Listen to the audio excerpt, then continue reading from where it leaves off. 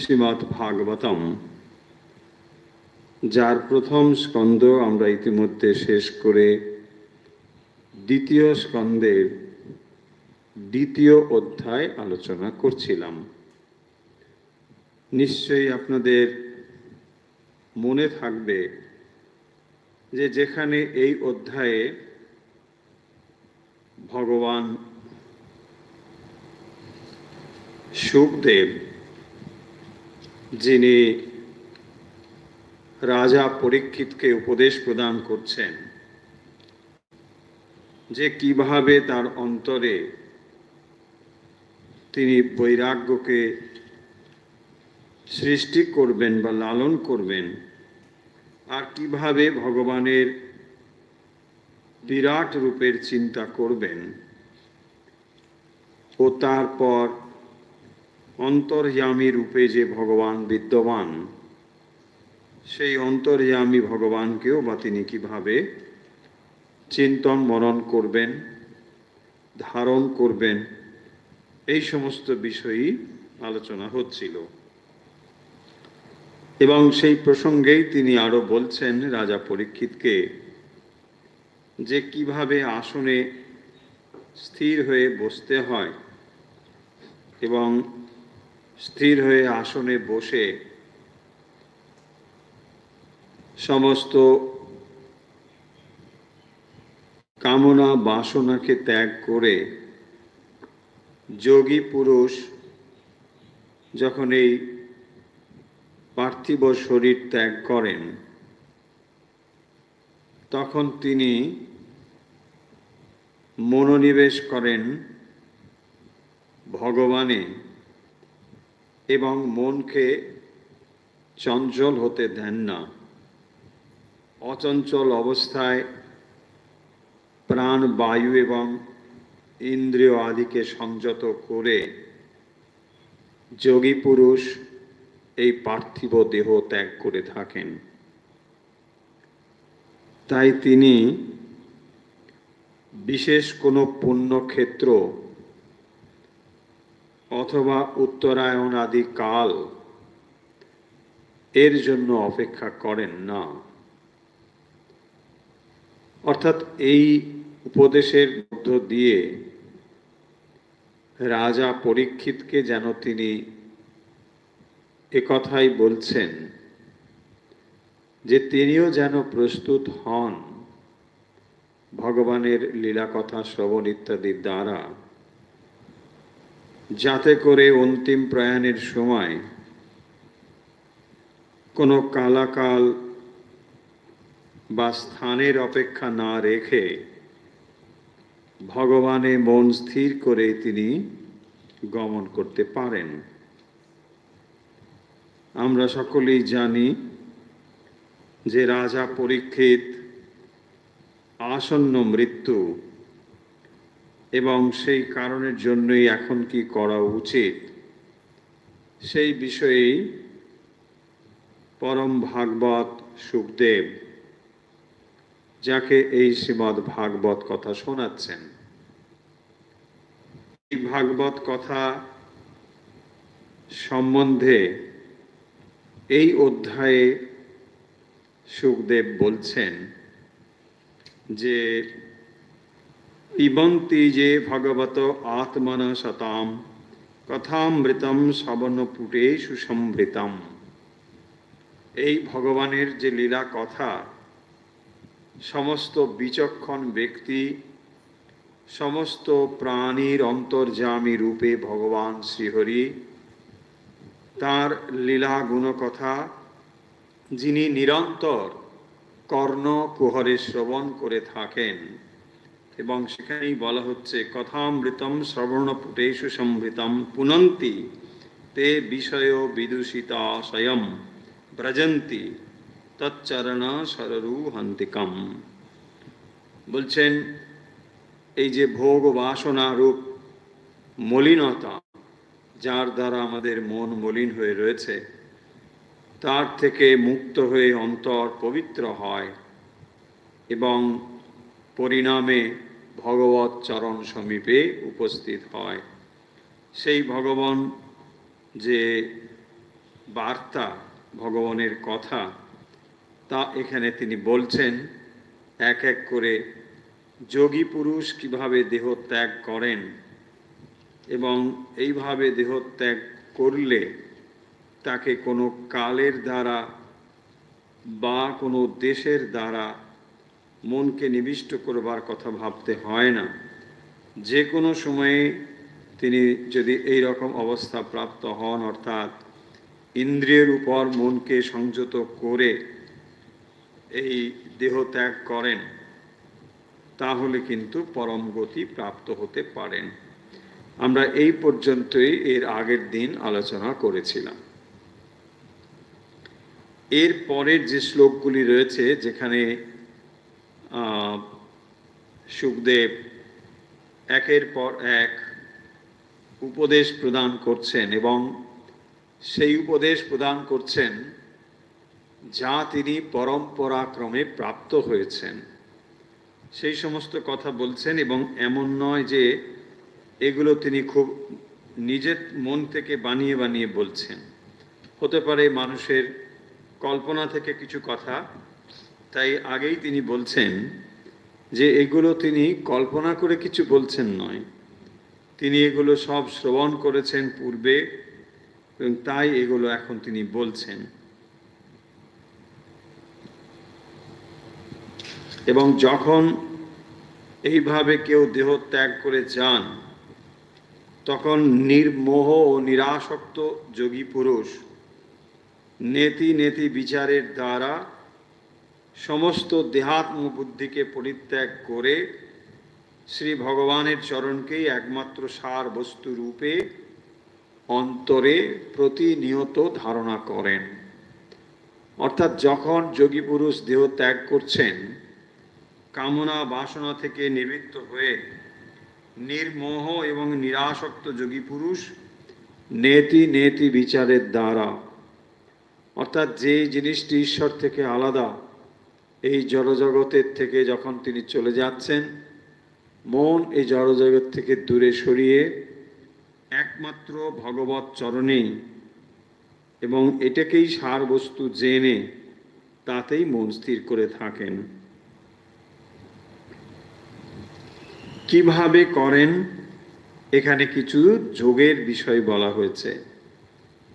অর্থাৎ কিভাবে, আমরা যখন ভগবত গীতা পড়েছিলাম, আপনাদের হয়তো স্মরণে থাকবে যে সেখানেও এরকম যোগের কথা বলা হয়েছিল।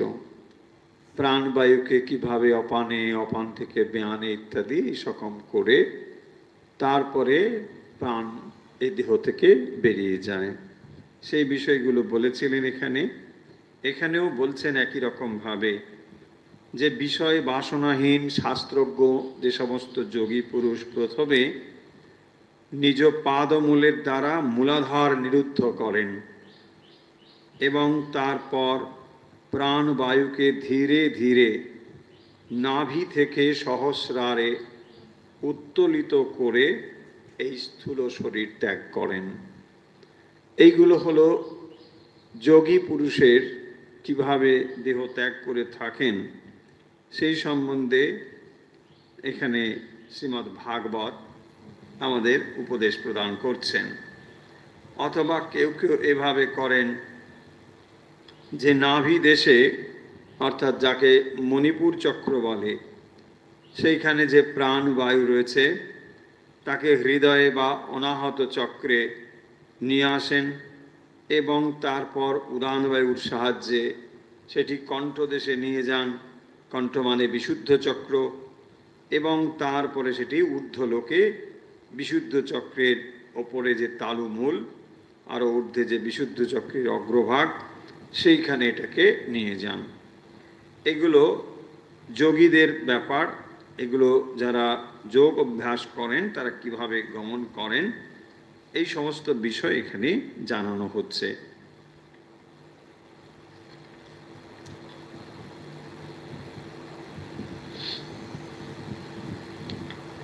योगेश्वराणां गतिमाहुरन्तर्बहिस्त्रिलोक्या पवनान्तरान्तां न कर्मभिस्तां गतिमापुरन्ति विद्या तपोयोग समाधि भाजाम।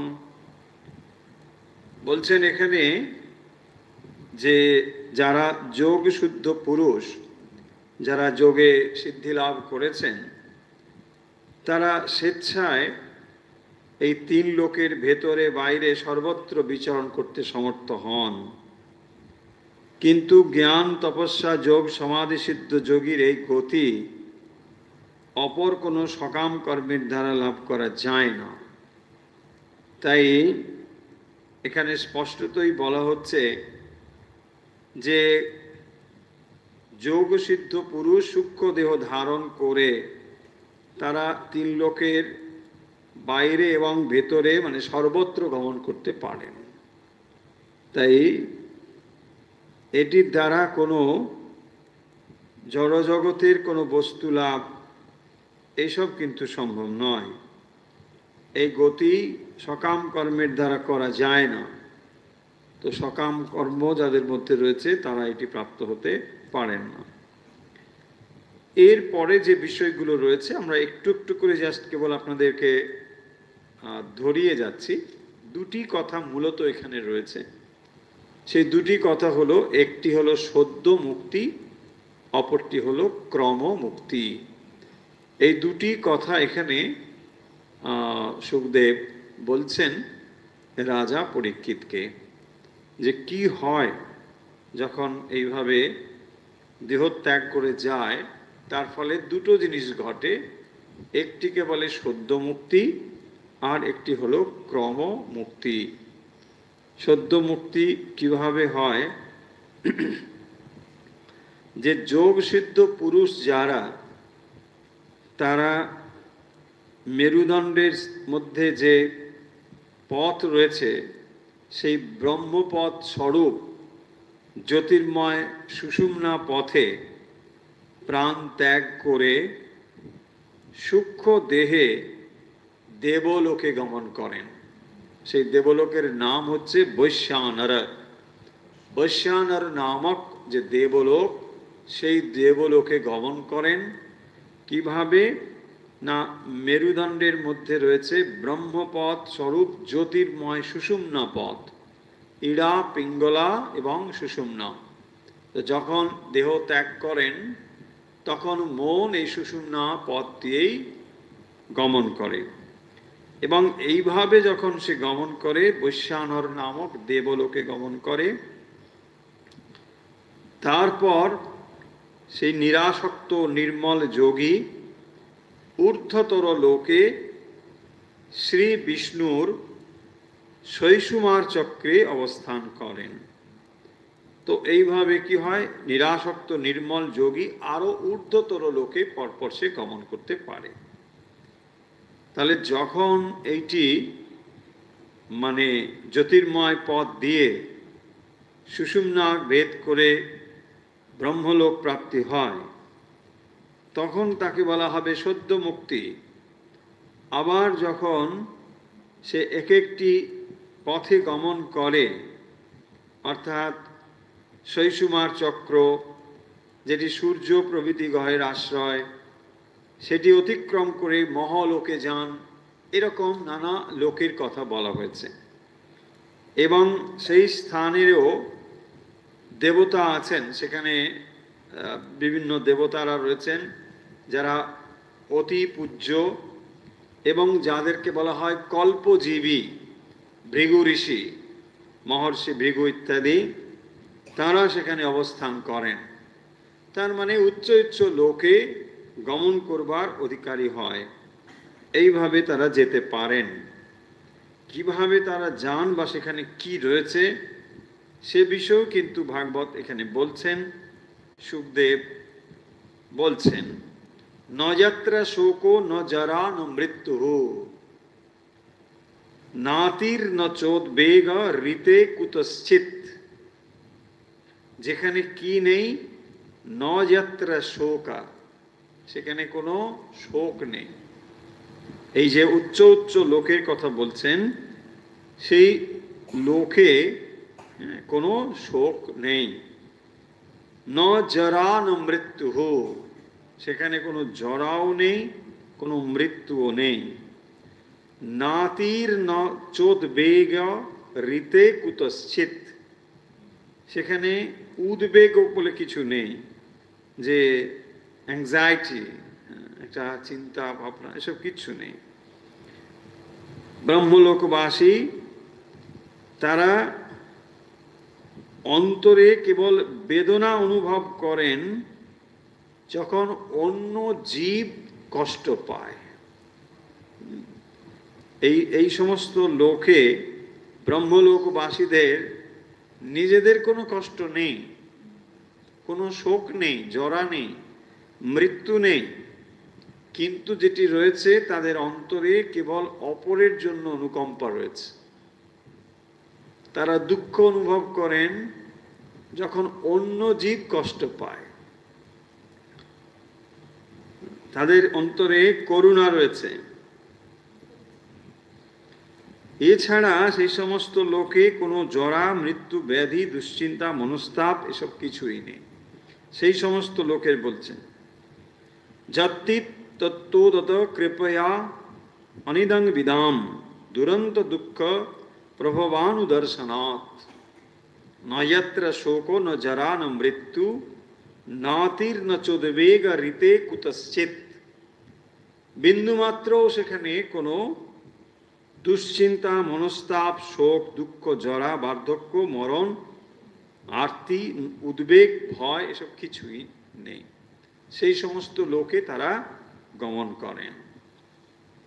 মনকে যখন ঊর্ধ্ব লোকে অবস্থান করে যোগী পুরুষ এই দেহকে ত্যাগ করতে পারেন। আরো বলছেন যে যখন এই রকম ভাবে যোগী পুরুষ যারা দেহ ত্যাগ করেন, তখন পঞ্চভূতের যে আবরণ, সেই আবরণকেও তারা ভেদ করে চলে যান। পঞ্চভূতের আবরণ ভেদ করে লিঙ্গ শরীরে একে একে ক্ষিতি, অপ, তেজ মূর্তি ধারণ করেন এবং সেগুলোকে বায়ু মূর্তিতে, বায়ুস্থে অতিক্রম করে আরো আগের থেকে বৃহৎ হয়ে অনন্ত আকাশ মূর্তি লাভ করেন। মানে ধীরে ধীরে এই যে পঞ্চভূত, সেই পঞ্চভূতকেও অতিক্রম করে চলে যান এবং এভাবেই তারা ক্রমমুক্তির পথে যান। তাহলে একটি সদ্য মুক্তি, তাৎক্ষণিক, তখনই মুক্ত হয়ে যান। আবার এই সমস্ত উচ্চ উচ্চ লোকে গমন করেন, সেই সমস্ত লোকে কোনো শোক, দুঃখ, জরা, ব্যাধি কিছু নেই। সেই সমস্ত লোক থেকে আবার পঞ্চভূতের বন্ধন থেকে মুক্ত হয়ে আরো তারা মুক্ত হয়ে যান ধীরে ধীরে, ক্রমমুক্তি।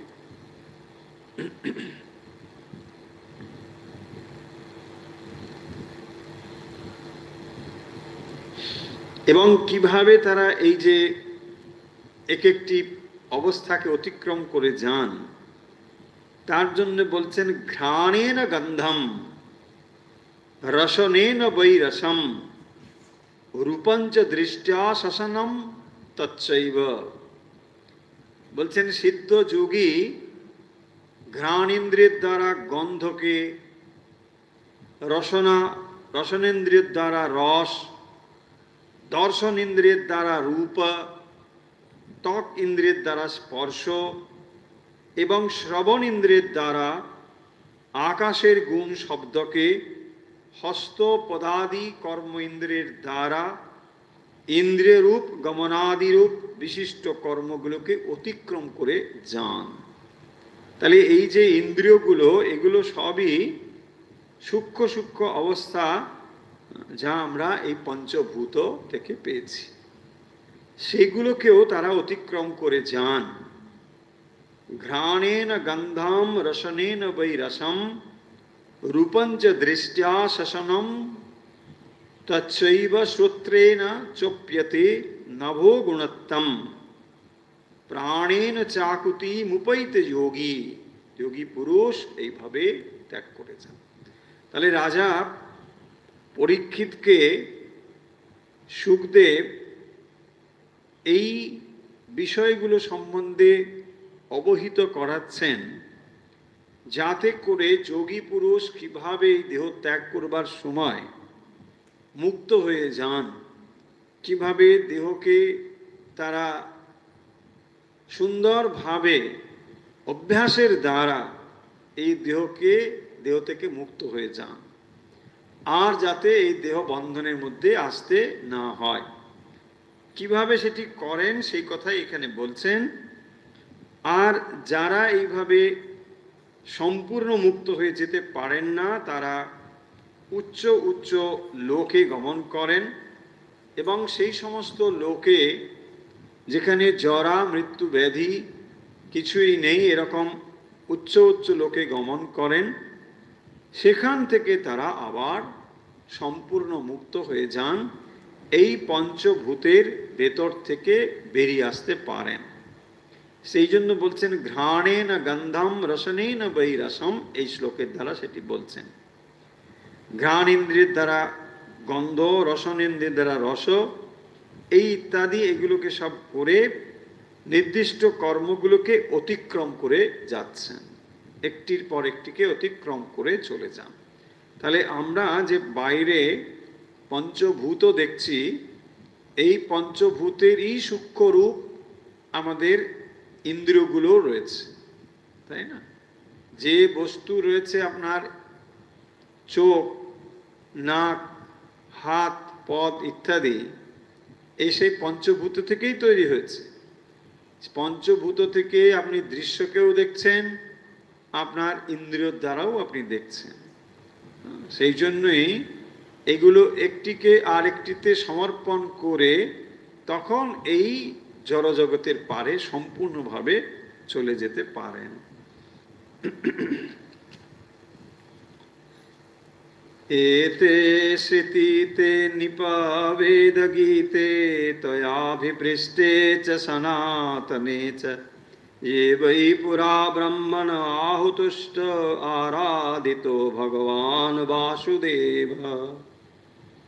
एते श्रुतीते नृप वेद गीते तयाभिपृष्टे च सनातने च ये वै पुरा ब्रह्मण आहुतुष्ट आराधित भगवान वासुदेव। বলছেন, হে মহারাজ, সৃষ্টির প্রাক্কালে ব্রহ্মা আরাধনায় সন্তুষ্ট হয়ে ভগবান বাসুদেব ব্রহ্মাকে মুক্তি লাভের উপায় যা বলেছিলেন, আমি সেগুলোই আপনাকে বলছি। এতে স্মৃতিতে নিপ বেদ গীতে তয়াভিপৃষ্টে চ সনাতনে চ, এটা বেদোক্ত যে সনাতন সদ্য মুক্তি এবং ক্রমমুক্তি, এই যে দুরকমের পথের কথা বলা হয়েছে। ये वै पुरा ब्रह्मण आहुतुष्ट आराधितो भगवान वासुदेव। সৃষ্টির পূর্বে ব্রহ্মার আরাধনায় সন্তুষ্ট হয়ে ভগবান বাসুদেব ব্রহ্মাকে এই কথা বলেছিলেন মুক্তি লাভের উপায়। যে কথা তিনি বলেছিলেন তা বেদের সঙ্গেও মেলে। বলছেন, বেদেও যে সদ্য মুক্তি এবং ক্রমমুক্তির কথা রয়েছে, সেই সমস্ত উপদেশ যা তিনি ব্রহ্মাকে প্রদান করেছিলেন তার আরাধনায় তুষ্ট হয়ে, সেই কথাই আমি এখন বলছি। आराधित भगवान वासुदेव, वसुदेव नंदन वासुदेव। एते श्रुतीते नृप वेद गीते तयाभिपृष्टे च सनातने च ये वै पुरा ब्रह्मण आहुतुष्ट आराधितो भगवान वासुदेव। তাহলে এখানে যেটি বলছেন বা এই বলার তাৎপর্য হলো যে তিনি নিজে নিজে কোনো মন গড়া জিনিস বলছেন না। যে পরম্পরা ক্রমে শ্রীমদ্ ভাগবত আমরা প্রাপ্ত হয়েছি, এই ভাগবতের যে জ্ঞান, সেই জ্ঞানের পরম্পরা কি? তাই দেখবেন যে কোনো জ্ঞান যখন আপনি প্রাপ্ত হচ্ছেন তখন সেই জ্ঞানের পরম্পরা হচ্ছে সব থেকে গুরুত্বপূর্ণ বিষয়। কোত্থেকে এটি পেয়েছেন, কে এটি বলছেন, কে এই জ্ঞানের উদ্গাতা, এটি গুরুত্বপূর্ণ বিষয়। যে কেউ একটা কিছু বললে সেটা প্রামাণিক বিষয় হয়ে যাবে না, তাই না? ধরুন সর্বক্ষেত্রেই এটি রয়েছে। ধরুন যারা বিজ্ঞান নিয়ে দীর্ঘদিন গবেষণা করছেন, যদি বিজ্ঞান বিষয়ে কোনো তত্ত্ব আপনাকে জানতে হয় তাহলে নিশ্চয়ই তার থেকেই আপনাকে জানতে হবে। পাড়ার মুদির দোকানে কেউ একটা বিজ্ঞানের কথা বললে হয়তো সে সত্যই বলছে, কিন্তু আপনি সেটাকে অথেন্টিক বলে মানবেন? বলছেন না, এটা আমি মানব না। একটা প্রামাণ্য বিষয় আসতে হবে। এটাকেই বলা হয় শাস্ত্রীয় ভাষায় পরম্পরা। এই পরম্পরা হচ্ছে অত্যন্ত গুরুত্বপূর্ণ বিষয়।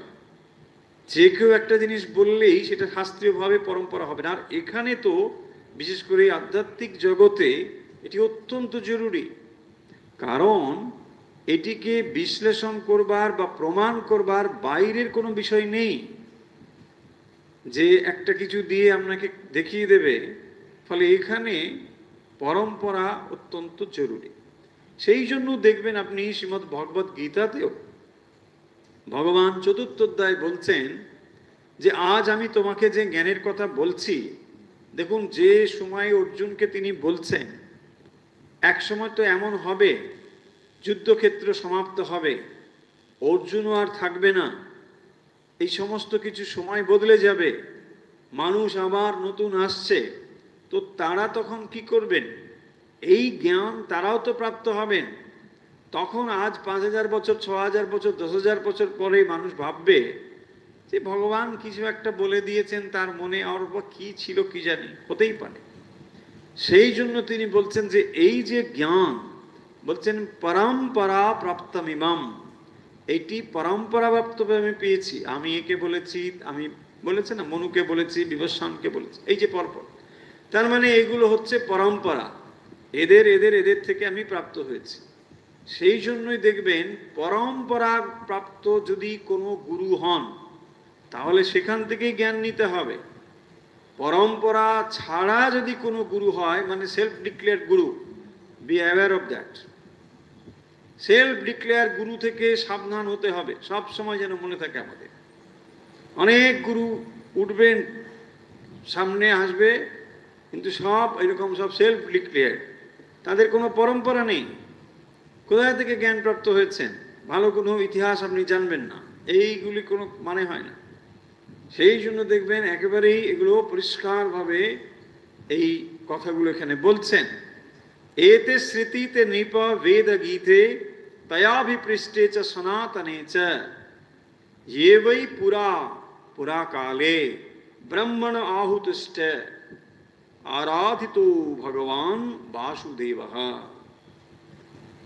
ব্রহ্মাকে এই জ্ঞানের কথা তিনি বলেছিলেন, এবং সেই জ্ঞান কেবল তিনি বলছেন না, ক্রস চেকিংও হচ্ছে। অথেন্টিক কিরকম ব্রহ্মা বলেছেন বলে নয়, বলছেন এটি বেদের সঙ্গেও মেলে। বেদোক্ত সনাতন, বলছেন সনাতনে চ, সেই জন্য বলছেন তয়াভিপৃষ্টে চ সনাতনে চ। বেদের সঙ্গেও দেখবেন এই কথাগুলো রয়েছে। কঠোপনিষদে দেখবেন এই কথা বলা হয়েছে, যদা সর্বে প্রমুচ্যন্তে ইত্যাদি মন্ত্র রয়েছে, তো সেখানেও কিন্তু এই কথা বলা হয়েছে যে অর্চি মার্গ ইত্যাদি আমরা কঠোপনিষদ পড়ে এসেছি, সেখানে বলা হয়েছে যে যারা শুদ্ধ জীব, মানে অমৃতত্ব লাভ করে বা ব্রহ্মকে লাভ করে, তাকেই বলা হচ্ছে সদ্য মুক্তি। অর্থাৎ কামনা সমস্ত যখন সম্পূর্ণভাবে চলে যায়, জীবের যে হৃদয়স্থিত কামনা, সেই কামনা যখন সম্পূর্ণরূপে চলে যায়, তখন শুদ্ধ জীব সেই ব্রহ্মকে প্রাপ্ত হন। একেই বলা হয় সদ্য মুক্তি। সঙ্গে সঙ্গে মুক্ত হয়ে গেল। এই দেহটি ধারণ করেছিল, তারপরে শুদ্ধ চিত্ত হয়ে দেহ ত্যাগ করে মুক্ত হয়ে গেল। এইরকম মুক্তির কথা বলা হয়েছে। আবার বলছেন যারা কর্মী সাধক, মানে আবার যাদেরকে অপেক্ষা করতে হবে, তাদের কি হয় না, দেখবেন দক্ষিণ মার্গতেও তাদের গমন হয়। উত্তরায়ণ পথ, দক্ষিণায়ন পথ এসব আমরা বলেছি যে এখানেও, এবং ক্রমমুক্তির কথা বেদেও বলা হয়েছে যে তারা কর্মের দ্বারা সেই গতি লাভ করতে পারে না। এর দ্বারা তারা কি করতে পারে, মানে ওই দক্ষিণ মার্গকে অবলম্বন করে। একেবারে সঙ্গে সঙ্গে মুক্ত হন না, তারপরে ক্রমমুক্তি হয়, দক্ষিণ মার্গ অবলম্বন করে বিভিন্ন লোকে গমন করেন, সেখান থেকে আবার মুক্ত হয়ে যান। এই কথাগুলি সেখানে বলা হয়েছে।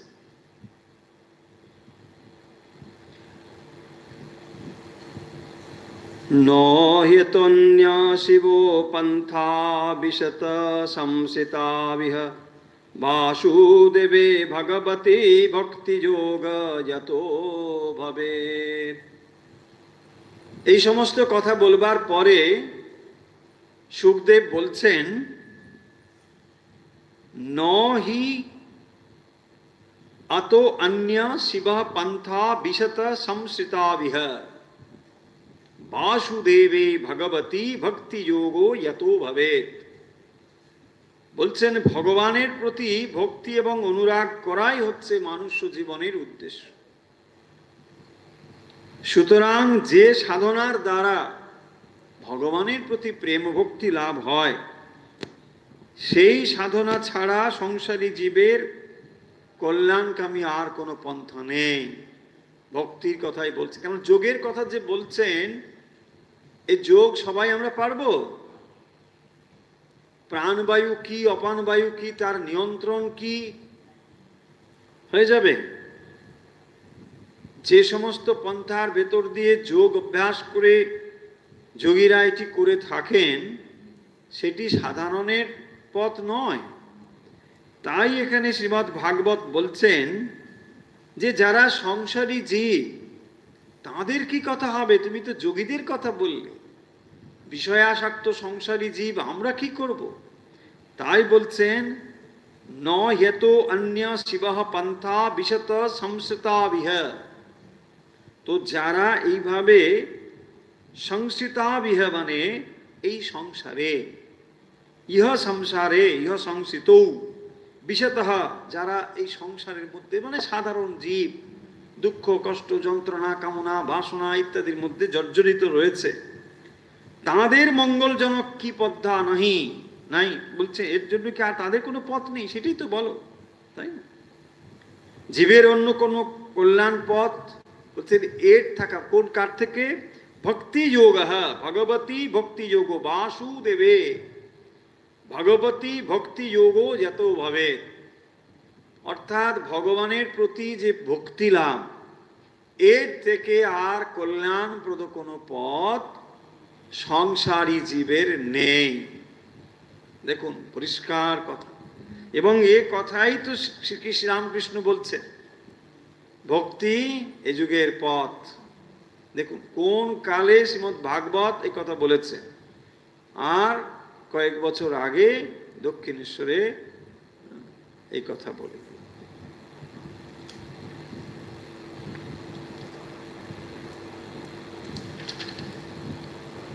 ভগবান ব্রহ্ম কার্যৎ স্নেন তিরন্নিক্ষ্য মনীষয়া।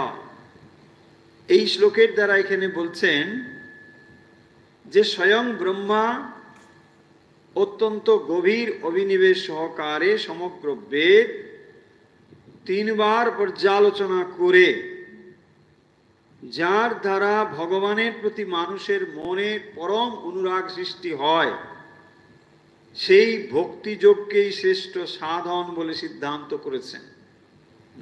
কে করেছেন? স্বয়ং ব্রহ্মা অতি অভিনিবেশ সহকারে সমগ্র বেদ তিনবার পর্যালোচনা করে, যার দ্বারা ভগবানের প্রতি মানুষের পরম অনুরাগ বা ভক্তি জন্মায়, সেটি হচ্ছে ভক্তি মার্গ বা ভক্তি যোগ। আর এই ভক্তি যোগের ভেতরেই একটি হলো শ্রবণ ভক্তি। শ্রবণ ভক্তি মানে শ্রবণের দ্বারাই ভক্তি উৎপন্ন হবে। মন দিয়ে যদি আমরা ভগবানের কথা শ্রবণ করি, তাহলেই মন ভগবানে শতই নিবিষ্ট হবে। তাই এখানে বলছেন পিবন্তি যে ভগবত আত্মন শতাম কথামৃতম শ্রবণপুটেষু সমৃতম। এই যে ভগবানের কথা, তা কি হয় বলছেন, পিবন্তি যে ভগবত আত্মন শতাম, যে সমস্ত প্রাণী ভগবানের কথা, এই লীলা কথা শ্রবণ করেন, অন্তর্যামী ভগবান যেহেতু রয়েছেন, তাই যার কর্ণকুহরে এই ভগবানের কথা গিয়ে প্রবেশ করে তার ভোগ বাসনা অচিরেই চলে যায়, এবং মন মালিন্য মুক্ত হয়, অন্তর পবিত্র হয় এবং ভগবৎ চরণ সমীপে সে উপস্থিত হতে পারে। পুনন্তিতে বিষয় বিদূষিতাশয়ম ব্রজন্তি তচ্চরণো সরোরুহা কান্তিকাম। পিবন্তি যে ভগবত আত্মন শতাম, এই সমস্ত অমৃতময় যে কথা, ভগবানের অমৃত যে লীলা কথা, কর্ণকুটে শ্রবণপুটে কর্ণকুহরে যে এইটিকে শ্রবণ করে, কর্ণে যে ধারণ করে, সমৃত সংগ্রহ করে, পিবন্তি পান করে, তে তারা বিষয় বিদূষিতাশয়ম, মানে এই যে বিষয়রূপ মলিনতায় দূষিত অন্তর, তাকে পুনন্তি পবিত্র করে, তৎ চরণরুহ রুহান্তিকাম, চরণ কমলের নিকটে ব্রজন্তি গমন করে। ভগবানের এই লীলা কথা সময়, কারণ রাজা পরীক্ষিতের আর কি সময় আছে? এখন যোগ অভ্যাসের সময় আছে? নেই। এখন যেটি অবশিষ্ট রয়েছে কেবল দেখবেন শ্রবণ ভক্তি। এখন সে যেটা করতে পারে একমাত্র মন দিয়ে ভগবানের কথা শ্রবণ করতে পারে। সেই জন্যই শ্রীমদ্ ভাগবত এখানে বলছেন, দেখবেন কথামৃতম শ্রবণপুটেষু সমৃতম, এই অমৃত কথা কেবল শ্রবণ মঙ্গলম, শ্রবণ করা ছাড়া তার আর এই মুহূর্তে করার কিছু নেই, বিশেষ কিছু সে করতে পারবে না। এবং এই শ্রবণ ভক্তির দ্বারা, শ্রবণের দ্বারা তার মন ভগবানে নিবিষ্ট হলে পরে এই কথা সর্বদাই তার মনে উদ্ভাসিত হবে। এমনকি অন্তিম যাত্রার সময়ও ভগবানের এই কথা তার মনে আসবে। তার মানে যে অবস্থা যোগী প্রাপ্ত হতে পারে যোগ অভ্যাসের দ্বারা, ভক্তও কিন্তু সেই অবস্থা প্রাপ্ত হতে পারে। কারণ ভগবানের চিন্তা করতে করতে যদি তার এই জড়দেহটি সে ত্যাগ করতে পারে, তাহলে বলছেন ব্রজন্তি, ভগবানের শ্রীচরণে সে কিন্তু গমন করতে পারে। ফলে এই অধ্যায়ে শুকদেব যে কথা এখানে রাজা পরীক্ষিতকে লক্ষ্য করে বলছেন, তা হলো যোগ অভ্যাসের দ্বারা কিভাবে প্রাণ অপান বায়ুকে সংযত করে মেরুদণ্ড স্থিত সুষুম্না চক্র ভেদ করে কিভাবে ব্রহ্মরন্ধ্র দিয়ে তারা দেহকে ত্যাগ করেন, সেই কথা বলেছেন। এবং এটি দীর্ঘ অভ্যাসের ফলেই সিদ্ধ যোগী এটা করতে পারেন। কিভাবে পারেন নিশ্চয়ই তিনি এটা বলেছেন, সেই পদ্ধতিটা বলে দেওয়া হচ্ছে, কিভাবে এটা করবেন, প্রাণকে কিভাবে অপানে ইত্যাদি এটা বলেছেন। এই সমস্ত কথা বলবার পরে বলছেন যখন এরা গমন করে যান, তারপরে তারা যদি সদ্যমুক্ত হয়ে যান তাহলে তো আর কোনো কথা নেই, তারা আর শরীর ধারণ করেন না, চলে যান। আর যারা কর্মযোগী, কর্মমার্গী, খানিকটা কর্ম বাকি থাকে, তারা দক্ষিণ পথ গমন করেন এবং এই দক্ষিণাবর্তে তারা বিভিন্ন লোকে গমন করেন। সেই লোক কিরকম না, যেখানে না যাত্রা শোক না জরা না মৃত্যু, সেখানে জরা মৃত্যু ব্যাধি এসব কিছুই নেই, কিন্তু একটি জিনিস আছে। কি সেটি রয়েছে? সেটি হচ্ছে মানুষের জন্য, অন্য লোকের জন্য কারুণ্য, করুণা রয়েছে। হ্যাঁ, ব্রহ্মলোকবাসীরা মানে এই মনুষ্য লোকের মানুষের জন্যে করুণা রয়েছে তাদের। তাই যখন মানুষ তাদেরকে প্রার্থনা করেন, তারা কিন্তু করুণায় আশীর্বাদ প্রদান করে থাকেন। দেখুন, করুণায় সবসময় তাদের মানে একেবারে বিগলিত হয়ে রয়েছে হৃদয়। একটু প্রার্থনা করলেই তারা এটাই করতে পারেন, কিন্তু তাদের নিজস্ব কোনো শোক দুঃখ কিচ্ছু নেই। এইভাবে বলবার পরে আমরা এগুলো পড়লাম একটু আগেই। তারপরে যেটি বলা হলো যে এই যে সদ্য মুক্তি বা ক্রমমুক্তির কথা তিনি বলছেন, এই সমস্ত বিষয় তিনি পুরা কালে ব্রহ্মার অনুরোধে বা ব্রহ্মার আরাধনার দ্বারা ভগবান বাসুদেব ব্রহ্মাকে মুক্তি লাভের এই পথ বলেছিলেন। মুক্তি লাভের কি পথ?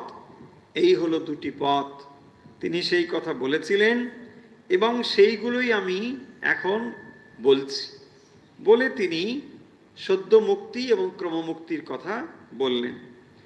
এর পরে যে কথাটি খুবই গুরুত্বের সঙ্গে বলা হলো তা হলো ন ইয়তোন্য শিব পন্থা বিশত সংস্কৃতাবিহ বাসুদেবে ভগবতী ভক্তি যোগো যত ভবে। এইসব কথার বলার পরে তিনি বলছেন যে ভগবানের প্রতি পরম অনুরাগ এবং ভক্তি লাভ করাই মনুষ্য জীবনের উদ্দেশ্য। সুতরাং যে সমস্ত সাধনার দ্বারা এই প্রেম ভক্তি লাভ হয়, সেই সাধনা ছাড়া অন্য কোনো সাধনা সংসারী জীবের পক্ষে কল্যাণপ্রদ নয়। একমাত্র ভক্তি লাভের চেষ্টা করতে হবে। সেই জন্য দেখবেন কথামৃতে শ্রীরামকৃষ্ণ বারবার করে বলছেন, দেখো কি করে ভক্তি লাভ হয় সেটাই ভাবো, কি করে ভগবানে মন যায় এটাই ভাবো। মন তো চায় না, চেষ্টা তো করো। আরে এটাই তো প্রার্থনা করো, কি করে আমি তোমাকে তোমার দিকে কি করে মন দিই প্রভু, সব তো মন এদিকে ওদিকে ছুটছে, এটাই করো। বলছে এটাই যদি হয় তাহলেও অনেক হবে। মন ঈশ্বরের দিকে নিতে হবে, এই হচ্ছে প্রথম কথা, মাঝের কথা, শেষের কথা। ভগবানে মন নিতে হবে। বলছেন এ ছাড়া আর কোনো কল্যাণপ্রদ পথ নেই, সংসারীর পক্ষে নেই। সংসারী কাকে বলে? দেখবেন যার মন ঈশ্বরেও রয়েছে জগতেও রয়েছে, সেই হচ্ছে সংসারী। এমন নয় যে মানুষ ভগবানকে ভালোবাসে না, বাসে, কিন্তু সব ছেড়ে ভগবানকে ভালোবাসে এটা সে পারে না। সে ভগবানকেও ভালোবাসে, তার সংসারকেও ভালোবাসে, একেই বলা হবে সংসারী। এই সংসারী জীবের পক্ষে এটি হচ্ছে পথ, ভক্তি হচ্ছে সহজ পথ। কারণ সে আস্তে আস্তে মনকে প্রস্তুত করতে পারে, এমন এক অবস্থার মধ্যে রয়েছে যেখানে সুখ দুঃখ ভালো মন্দ ঘাত প্রতিঘাত এসবের অভিঘাত রয়েছে। এই সমস্ত অভিঘাতের ভেতর দিয়ে ক্রমশ সে মনকে পূর্ণ করে ঈশ্বরের দিকে নিতে পারে। এই অবস্থাটি সেই জন্যে অত্যন্ত সুবিধাজনক সংসারীর পক্ষে। এই কথা বলবার পরে ভগবান ব্যাসদেব সুখদেব বলছেন রাজা পরীক্ষিতকে যে পিবন্তি যে ভগবত আত্মন শতাং কথামৃত শ্রবণপুটেষু সমৃতম। এই সমস্ত যে কথা, ভগবানের যে লীলা কথা, অমৃতময় লীলা কথা, এই সমস্ত লীলা কথা যিনি শ্রবণ করবেন, সমৃতম সংগ্রহ করে, পিবন্তি পান করে, তার ভেতরে বিষয় বাসনা মলিন হওয়া যে অন্তর, সেটি কিন্তু শুদ্ধ পবিত্র হয়। তাহলে ভগবানের লীলা কথা শ্রবণের দ্বারাই আমরা অন্তরকে পবিত্র করতে পারি।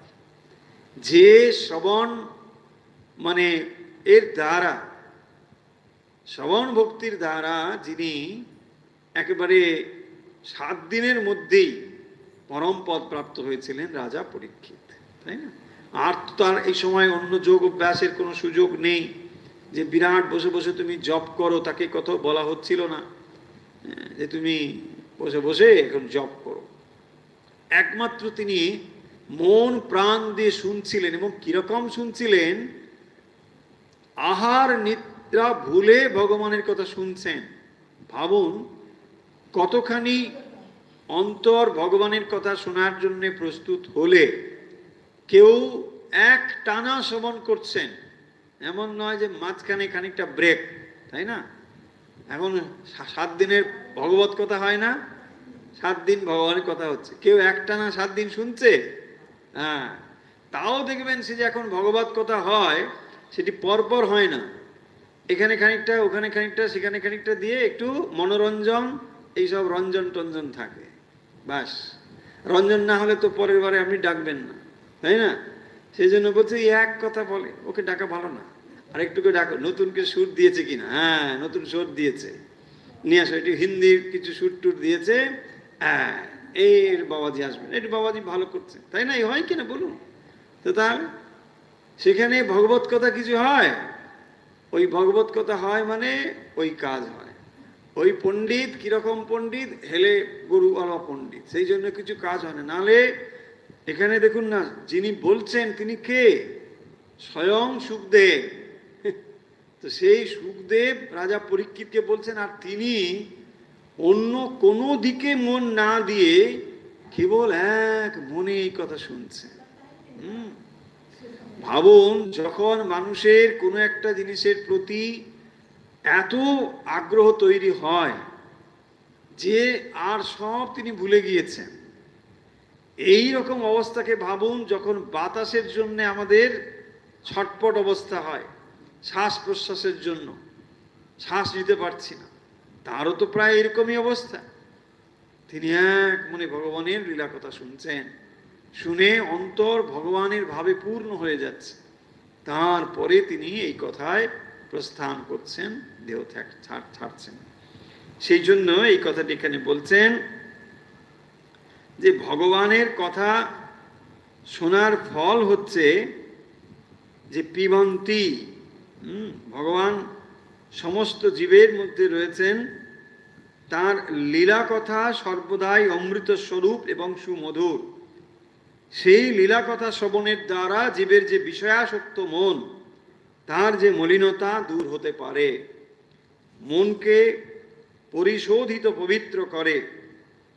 তাই কথামৃত পানকারী যে ভক্ত, তখন ভগবানের পাদপদ্ম সমীপে তিনিও গমন করে থাকেন। কারণ যখন আপনি এই ভগবত কথা মন দিয়ে যদি শ্রবণ করেন, ভাবুন ওই সময় অন্তত আপনার ধ্যানের মতোই কাজ হচ্ছে। যে ধ্যানে আপনি ভগবানকে মনের ভেতরে নিয়ে আসবার চেষ্টা করেন, সেখানে একটা একটা প্রস্তুতি রয়েছে, একটা অভ্যাস রয়েছে। কিন্তু এখানে কেবল শ্রবণ অভ্যাস, মন দিয়ে ভগবানের লীলা কথা শ্রবণের দ্বারা ভগবত ভাবে মন পূর্ণ হয়ে যায়। এটিও কোনো অংশে জপ ধ্যানের থেকে কম নয়, যদি যথার্থ রূপে শ্রবণ করা যায়। তা নাহলে খানিকটা শুনছি, খানিকটা ওদিকে ওদিকে, এরকম হবে না।